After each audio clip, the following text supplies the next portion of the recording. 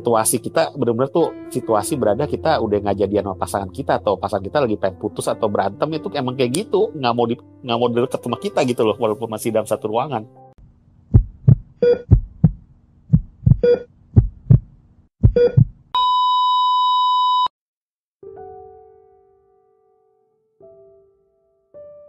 Studio betul yang maksa sampai dia manggil ngajak ngomong di ruang kosong. Nah itu udah ada tanda-tanda dia agak protektif. Cuma gue bilang kenapa ini porsinya 50-50, karena si Dinda juga salah mas, waktu di studio itu dia tuh jawabannya terlalu bisa nyakitin perasaan laki-laki yang bilang enggak aku nggak mau, mendingan itu deh kan bisa kapan-kapan kesannya. Nah itu satu, itu satu. Terus yang kedua ya kesannya dia yang masalah terlalu baik sama orang, cerita sama cowok gitu juga di bus kan, dia kayak nggak kurang bisa jaga perasaan hati cowok gitu loh, kurang berasa hati cowok. Pun dia bilang cemburu ya, kamu yang cemburu ya, walaupun dia mancing-mancing tapi kesannya agak gimana ya gitu. Mungkin itu jadi terbentuk dua-dua salah mas. Jadi sifatnya karakternya si Dinda akhirnya selingkuh ya karena si Kalenya kayak gitu. Contoh dua itu dia terlalu protektif banget kan. Ditambah si Dinda berasa dia nggak bisa lepas, nggak bisa jadi diri dia sendiri kali, nggak bisa bahagia, nggak bisa merasa dirinya bisa bahagia gitu dengan hubungan kayak gitu. Makanya dia berusaha untuk keluar out of the box gitu loh. Jadi ya menurut gue dua-duanya porsi salah itu hampir bisa dibilang 50-50 sih. Kalau si Kale banting itu ya itu puncaknya dia, kemarahan dia sebagai seorang laki-laki. Gue ngomongnya bukan sebagai seorang Kale. Sebagai seorang laki-laki puncaknya itu mantan ketemu, lengkap banget mantan ketemu di lift mau naik turun, wah itu sih dalam banget mas.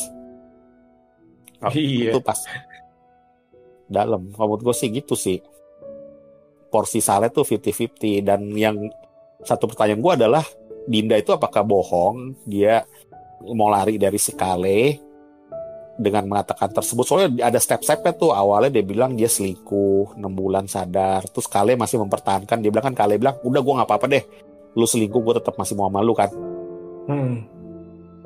Terus Dinda akhirnya buat kata pamungkas, makanya gue bilang gue mau kawin gila ke Jerman. Nah itu kata pamungkas yang semua cowok akhirnya dia gila tuh. Momen itu gue terharu sih mas.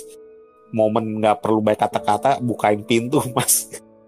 Pintu dibuka kuncinya, itu sih tersirat banget simbolnya kayak gitu. Bagus itu, makanya gue bilang gue seneng kayak gitu-gitu. Nggak terlalu baik basa-basi. Semua scene-nya tuh buat gue nggak harus lebih lama, nggak harus lebih nggak harus lebih cepet, pas semua mas scene-nya menurut gue ya.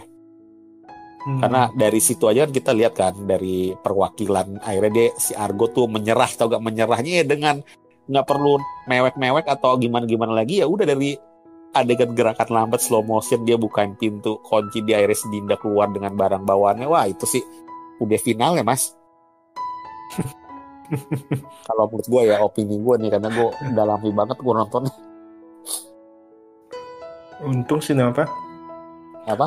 Untung si Kale mungkin udah capek marah-marah di awal-awal, jadi pas dia bilang gue udah mau kawin nih, udah exhaust, udah capek, udahlah terserah lah. Iya. Coba kalau awal 6 bulan tuh mas. Awalnya pas 6 bulan itu tuh kan ada lucu adegan kan dia berebutan kunci terus dilempar ke kolong kan. Dia mau putus kan. Terus akhirnya kan cewek bilang gue udah 6 bulan dengan sadar selingkuh. Dengan sadar selingkuh, lu gak tahu gitu-gitu.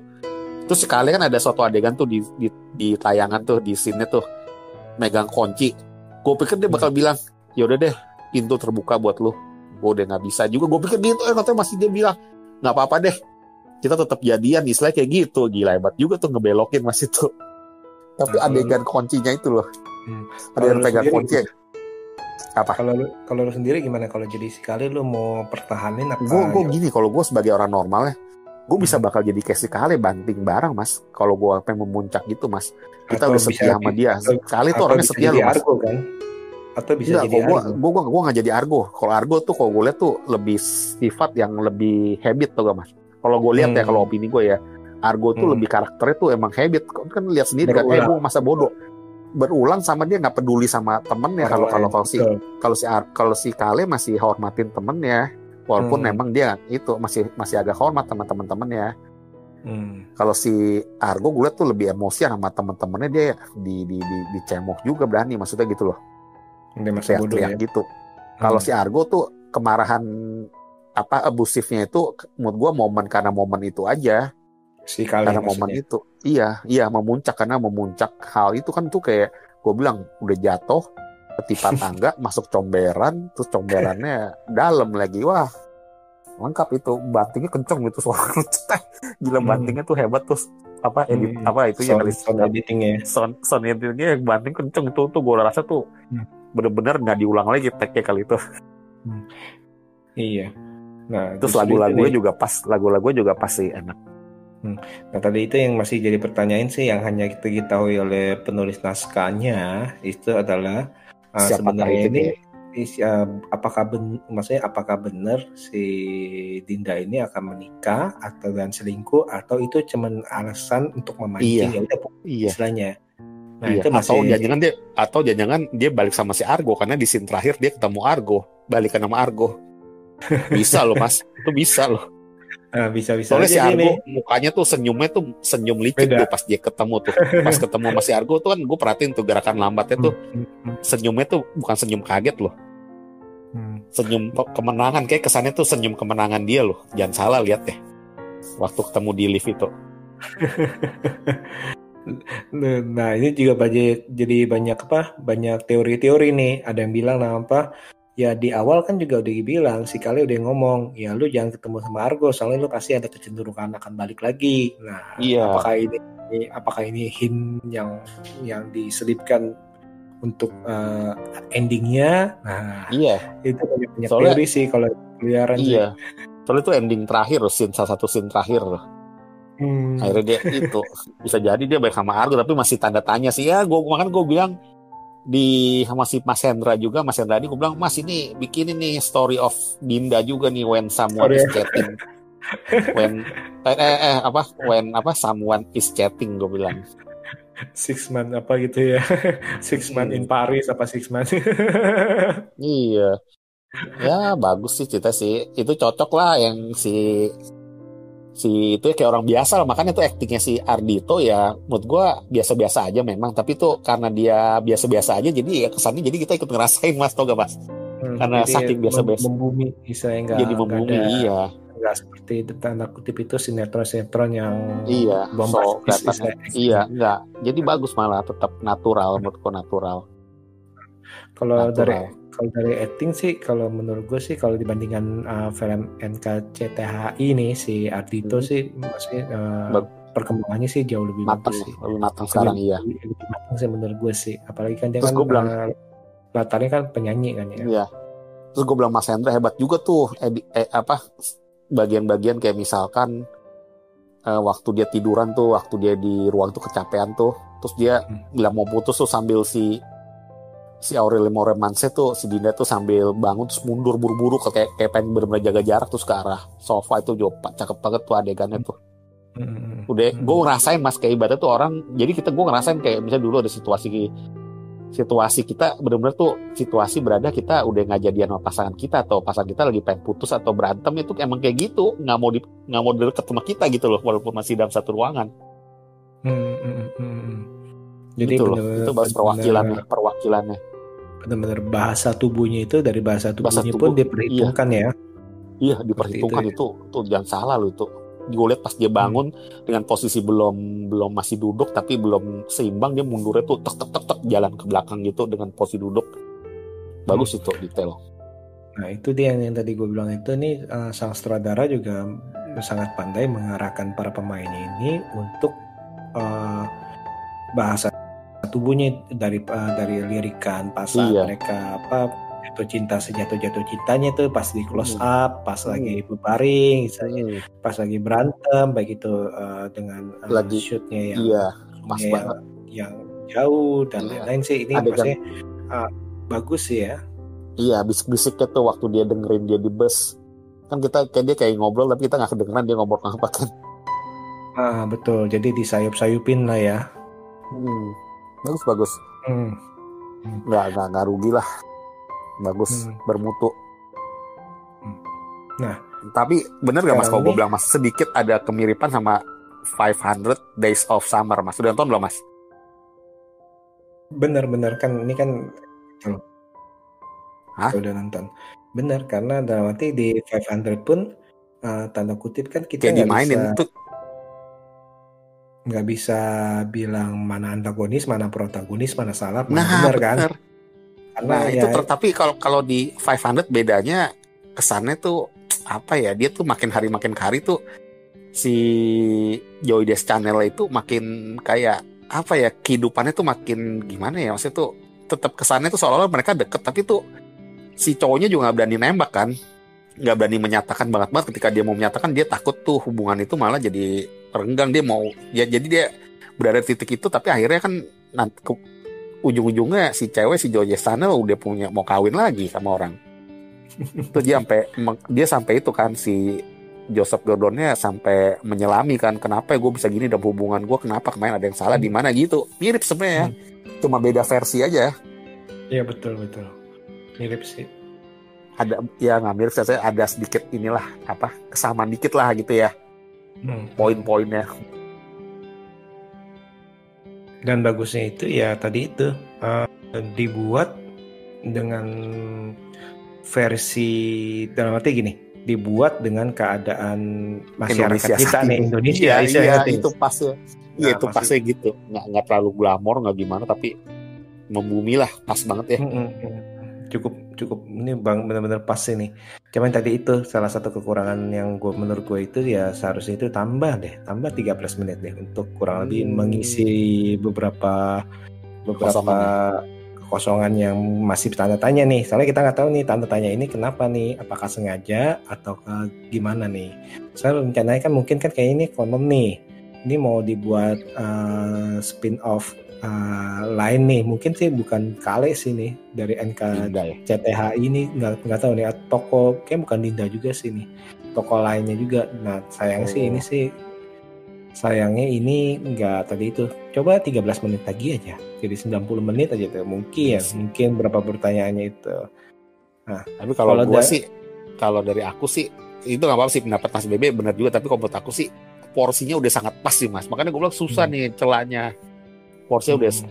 Porsinya komut gue, opini gue sih udah pas banget sih, gak ada yang dilebihkan, gak ada yang kurang, malah kita diajak mikir untuk sutradara seperti itu gitu loh, diajak untuk kayak meninggalkan tuh, memang sengaja gitu loh, meninggalkan tuh pesan-pesan tuh yang tersirat gitu dalam film ini, maknanya gitu loh, makna-maknanya. Jadi membuat kita berpikir ya. Iya, sama mengilhami tuh makna-makna, dan berasa tuh dia pengen masukin tuh toxic relationship itu, hubungan seperti ini nih memang related sama yang nonton, pasti dia mikirnya gitu, biar orang tebak-tebak gitu loh esensinya kalau menurut gua. Nah ini hal-hal apa aja nih yang paling berkesan atau yang bisa ditarik dari film ini nih? Yang berkesan sih kalau menurut gua sih, yang berkesan sih kalau nilai positif ya sih menurut gua sih, ini ya memang nggak terlalu ngajarin nilai positif kali Mas ya. Kalau menurut gue lebih ke ini sih, memang kehidupan ya, realita yang terjadi di Indonesia saat ini atau dalam suatu hubungan yang memang ada seperti ini, dan kita nggak bisa pungkiri. Jadi bukannya suatu yang positif, tapi bukan suatu yang negatif, tapi ini sesuatu hal yang nggak bisa kita pungkiri terjadi. Memang dalam sebuah hubungan tuh ada seperti kayak gini gitu loh. Ini bagian kecilnya, sub pertengkaran atau kerikil dalam suatu hubungan memang seperti ini sih menurut gue sih. Iya betul. Soalnya dengan melihat ini kan kita kan kurang lebih kan bisa bisa mengoreksi diri kita sendiri nih. Nah, apakah dalam hubungan seperti ini, apakah kita menjadi korban ataukah kita menjadi pelaku, atau kita ini harus mencegah terjadi. Dan efek yang ditimbulkan loh Mas, makanya gue bilang pesannya nih bukan berarti positif, karena efek yang ditimbulkan kan si Kale di NKCTHI kan jadi begitu kan, jadi takut komitmen kan.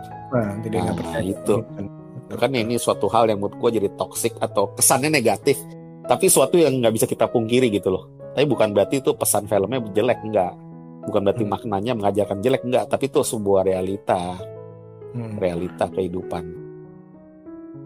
Oke. Sih. Ya bagus lah, intinya filmnya bagus lah, bikin kita tersadar. Mungkin kalau kita orang emosian, kita dengan nonton film ini jadi menghargai suatu hubungan lah, mudah-mudahan lah. Kasihan lah kita jadi Kale kalau kita punya niat. Kalau kita dari sisi Kale, kita pasti berintrospeksi. Mungkin gue nggak boleh terlalu protektif juga sama pasangan. Kalau jadi Dinda juga kita nggak boleh tuh namanya selingkuh. Mungkin ada pesan-pesannya juga sih Mas. Jadi kita kurang lebih merefleksikan diri kita ya. Kita di posisi mana nih? Posisi dia, iya, betul. Oke lah, filmnya bagus banget. Suka sih gua. Jadi ini nontonnya. Film ini benar-benar recommended ya. Recommended menurut gua, nih orang harus tonton deh. Ini sayang kalau orang pada nonton drakor. Maksudnya orang pada nonton drakor boleh, tapi sekali-sekali nonton film Indonesia deh, karya Indonesia yang menurut gua gak kalah sama drakor. Iya, ini karya bisa bikin mewek. Ini bisa bikin mewek loh. Bisa bikin mewek loh. Adegan terakhirnya tuh bisa bikin orang yang gampang mewek itu bisa loh, jangan salah loh. Tersentuh, iya. Nah ini semoga nih dengan adanya Story of Kale nih, dalam arti lu bayangin aja dengan keterbatasan karena pandemik, bisa keterbatasan produksi karena pandemik, tapi bisa menghasilkan suatu karya yang maksimal. Karya yang bisa. Jadi diharapkan kedepannya itu banyak sineas-sineas muda ataupun yang senior juga bisa mempertahankan atau bahkan menambah eksistensi film-film Indonesianya, jadi lebih terpacu malah gitu. Nah, bagus ini film memang layak gue bayangin kalau nonton di bioskop juga pas kok. Oke, jadi ini wajib lagu-lagunya Mas, lagu-lagu juga ya bagian enak. Ibaratnya gue baru dengar sekali tuh lagu yang terakhir itu yang 2 kali main piano sama pas sudah itu ya, itu bagus sih, bagus menurut gue, bukan soal suaranya tapi lagu liriknya pas sama filmnya itu pas kita nonton. Nah, ini jadi film yang wajib kalian tonton, dan jangan lupa nih tontonnya di mana? Tontonnya di yang resmi ya, di online. Murah loh itu sangat murah. Menurut gue itu sangat murah dan sangat gampang karena sekarang kita udah punya gadget segala macam, paling kan dompet digital, pakai OVO aja ya, pakai apapun bisa. Ada Dana, ada beberapa sih itu bisa tuh. Dan bayarnya hanya Rp10.000 ya. Iya. Sama PPN lah sedikit. Sama PPN sedikit lah, benar. Iya. Dan itu jadi bisa tuh hanya genggaman dari handphone kalian aja udah bisa nonton. Satisfaction-nya dapat dah. Kita ngomong satisfaction-nya. Kadang kalau gratis pun, kalau nggak satisfaction dapat, ya buat apa nih? Puasnya semuanya dapat lah. Semua aspek dapat Mas. Betul. Jangan lupa pakai headset, soalnya ya dari sound editingnya, terus sama dari lagu-lagunya napas-napasnya, iya, dari napas-napasnya juga tuh kelihatan dia. Nah, itu benar-benar harus diperhatikan. Detail, ya? Itu bagus. Selain dari itu sinematografinya, pewarnaannya itu sangat bagus. Ton warnanya bagus filmnya, ton warnanya. Hangat ke dingin sih, ya betul ya.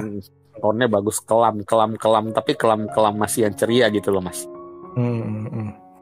Oke. Ini seru juga nih ya. Kita udah ngobrol lagi nih Mas. Jangan lupa nih, sekali lagi jangan lupa ditonton filmnya. Dan Mas, misalkan kalau ingin melihat review-review film Mas Watching nih, atau terutama nih karena pembahasan kita Story of Kale, gue kemarin 2 hari lalu juga bikin podcast full 18 menit Mas. Gue lihat tuh di antara reviewer tuh yang paling lama tuh Mas, 18 menit Mas. Saking serunya 18. Ya. Dia ngomong sendiri bisa 8 menit ya.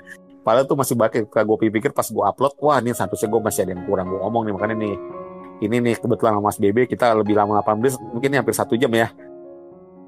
Kurang lebih ya, 30 menit lebih ya, betul. Iya 30 menit. Ini yang kekurangannya atau yang kemarin gue podcast nggak sempat ngomong nih, kita jadi bisa diskusi. Kadang kalau film ini emang harus diskusi Mas, kadang kalau ngomong sendiri kadang nggak bisa dua pikiran ya, dua belah, nggak bisa ada pro dan kontranya mungkin ya. Dengan adanya ini ya bagus lah dengan podcast yang hari ini Mas. Ya pokoknya jangan lupa nonton gue di podcast Watching Movie Channel. Main gue bahas Story of Kale juga 18 menit. Lu harus dengerin itu sebelum habis itu dengerin channelnya ini. Yang kita ngobrol ini juga seru nih karena berbeda. Di channel YouTube itu ya? watching movie channel. Iya, oke. Sekali lagi thank you loh Mas. Ini udah bergabung Larut kembali ya. nih menjadi Iya. Teko di teman Thank you Kongko Mas. BBC Sukses Time selalu nih. ya. Sukses selalu, Ya. semangat terus kayak kita nyemangatin film Indonesia. Mas juga harus semangat ya Mas ya. Amin. Maju terus. Oke. Sama-sama. Terima kasih banyak nih dan jangan lupa dengarkan episode-episode selanjutnya dan episode lainnya dengan tema yang berbeda nih. Apalagi misalnya kolaborasi antara saya dengan Mas Watching nih udah udah berapa kali nih. Iya. Thank you ya Mas ya. Oke, siap. Makasih banyak ya. Hasta la vista Mas. See you. Thank you.